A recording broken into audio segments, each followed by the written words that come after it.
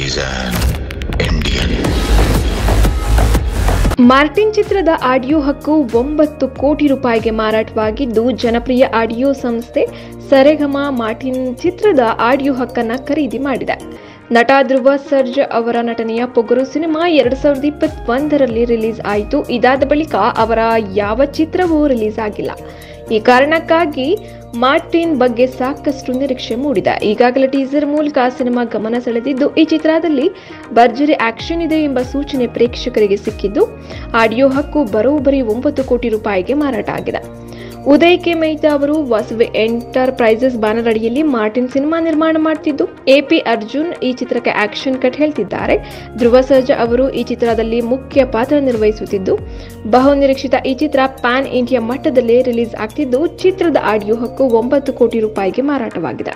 ಜನಪ್ರಿಯ ಆಡಿಯೋ ಸಂಸ್ಥೆ ಸರೆಗಮ ಮಾರ್ಟಿನ್ ಚಿತ್ರದ ಆಡಿಯೋ ಹಕ್ಕನ್ನು ಖರೀದಿ ಮಾಡಿದ್ದು, ಆಡಿಯೋ ಹಕ್ಕು ದೊಡ್ಡ ಮಟ್ಟಕ್ಕೆ ಮಾರಾಟ ಆದ ಬಗ್ಗೆ ನಿರ್ಮಾಪಕ ಉದಯ್ ಸಂತಸ ವ್ಯಕ್ತಪಡಿಸಿದ್ದಾರೆ. ನನಗೆ ತಿಳಿದಂತೆ ಇಷ್ಟು ದೊಡ್ಡ ಮೊತ್ತಕ್ಕೆ ಯಾವ ಸಿನಿಮಾದ ಆಡಿಯೋ ಹಕ್ಕು ಮಾರಾಟ ಆಗಿಲ್ಲ. ಈ ವಿಚಾರ ನಮಗೆ ಖುಷಿ ತಂದಿದೆ ಎಂದಿದ್ದಾರೆ. ಎಲ್ಲಾ ಹಾಡುಗಳು ಮಣಿ ಶರ್ಮಾ ಅವರ ಸಂಗೀತ ನಿರ್ದೇಶನದಲ್ಲಿ ಮೂಡಿಬಂದಿವೆ.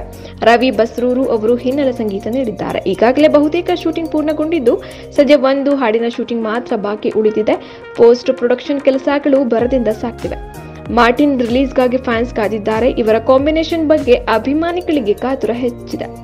ಸತ್ಯ ಹೆಗಡೆ ಛಾಯಾಗ್ರಹಣ ಚಿತ್ರಕ್ಕಿದ್ದು, ಕೆಎಂ ಪ್ರಕಾಶ್ ಸಂಕಲನವಿದೆ. ತಂಡದಲ್ಲಿ ಧ್ರುವ ಸರ್ಜಾ, ವೈಭವಿ ಶಾಂಡಿಲ್ಯ, ಚಿಕ್ಕಣ್ಣ, ಅನ್ವೇಷಿ ಜೈನ್, ಮಾಳ್ವಿಕಾ ಅವಿನಾಶ್, ನಿತಿನ್ ದೀರ್, ರೋಹಿತ್, ನವಾಬ್ ಶಾ ಮೊದಲಾದವರಿದ್ದಾರೆ.